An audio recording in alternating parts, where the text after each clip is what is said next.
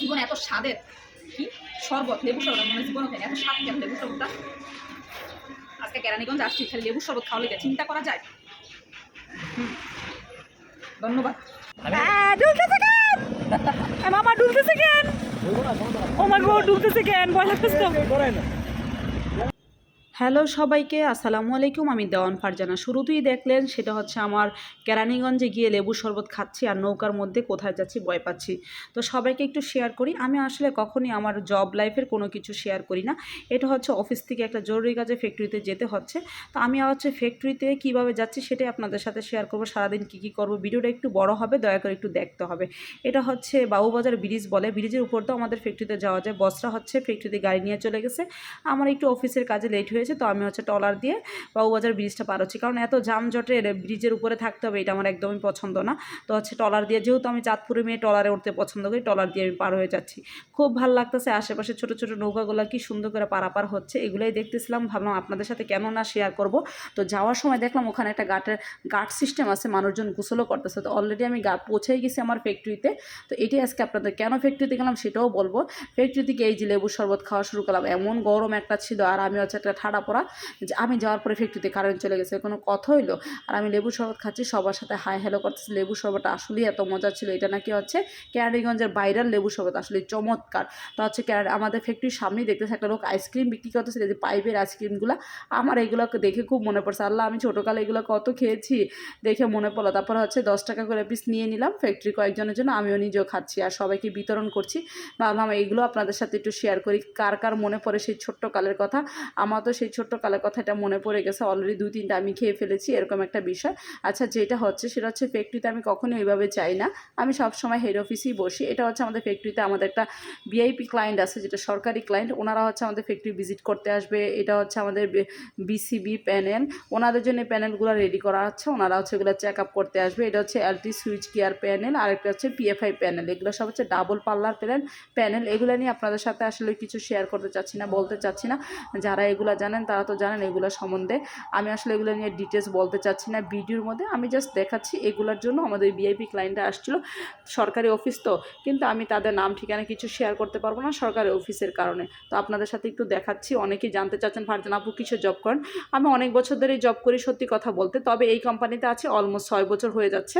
এই কোম্পানিতে আমি অলরেডি আছি, হ্যাঁ, ট্রান্সফর্মার কোম্পানিতে।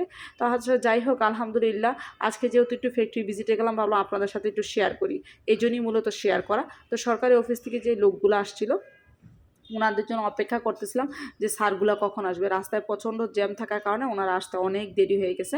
আমি হচ্ছে দেখেন নিজে নিজে সব সরায় টরায় দেখতেছি যে কোথায় কি আছে, কোথায় কি না আছে, কারণ আমার কাছে এগুলো কোনো বিষয়ই না। সব কিছু নিজে নিজেই দেখতে পারি, নিজে নিজে সব করতে। এইটা হচ্ছে আমরা একটা সিম্বল দিয়ে রাখছে বাসবারে, সে হচ্ছে রেড, ইয়েলো, ব্লু এরকম কালার দিয়ে। এটা একটা 150 কেবি ট্রান্সফর্মার রেডি করা আছে ক্লায়েন্টের জন্য। এটা আমরা হচ্ছে ওই দিন রাত্রি আমাদের ডেলিভারি হয়ে যাচ্ছিলো।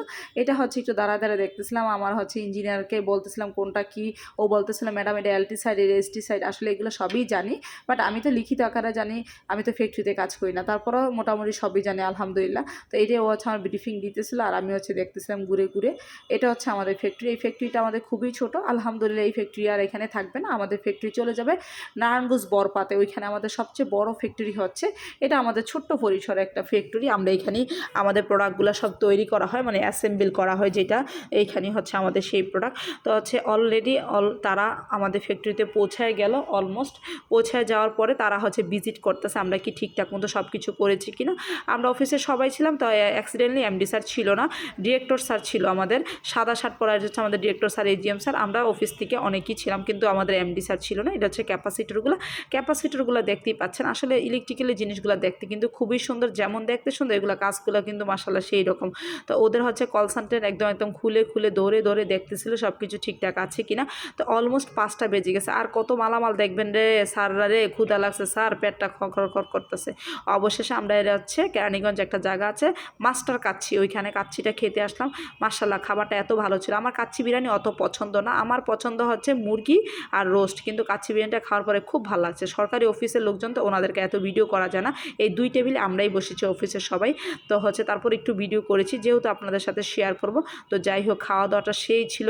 এই প্রথম মনে এরকম একটা কাচ্চি খেলাম, অনেক ভালো লাগছে। অনেক দিন পরে এত ভালো একটা কাচ্চি খাইলাম, কারণ আমি সবসময় কিন্তু গরম লাগছিল খাওয়ার পরে, কিন্তু খাইয়া যে শান্তিটা পাইছি তারপরে আবার বাসা চলে আসছে। বোরানিটাও অনেক ভালো ছিল, ওদের আচার, তারপরে হচ্ছে ওদের একটা হচ্ছে ফিরনি ছিল, ওভারঅল সব খাবার ভালো ছিল। তো যাই হোক, আবার আমি যেভাবে যেভাবে ফ্যাক্টরিতে গিয়েছি ওইভাবে ফ্যাক্টরি থেকে ব্যাক আসতেছি। এটা হচ্ছে আমি আবার হচ্ছে ওভার ব্রিজে কি ফ্লাইওভারের নিচে চলে আসলাম, সেটা হচ্ছে বাবুবাজার ব্রিজের নিচে। একদম বেলাটা ডুবে যাচ্ছে, আমি আর আমার অফিস কলিগ সুমন আমরা ছোট্ট একটা নৌকা নিয়ে তারপর আমরা পারাপার করে চলে আসতেছি, কারণ হচ্ছে বড় নৌকা টলার জন্য কতক্ষণ অপেক্ষা করবো। আবার এটা ওঠার পরে যা ডুলা শুরু করছে, আমি ভয় পাচ্ছিল না, তারপর একটু ভয় ভয় লাগতেছিল। তো ওই লোক বলতেছে আপা জুতাটা খুলে নামছে, ওরে আল্লাহ কি ভিআইপি নৌকা, জুতা খুলতে হবে। যাই হোক, এই ছোট্ট নৌকাটাতে আমি আর আমার অফিস কলিগ পার হইলাম 30 টাকা দিয়ে।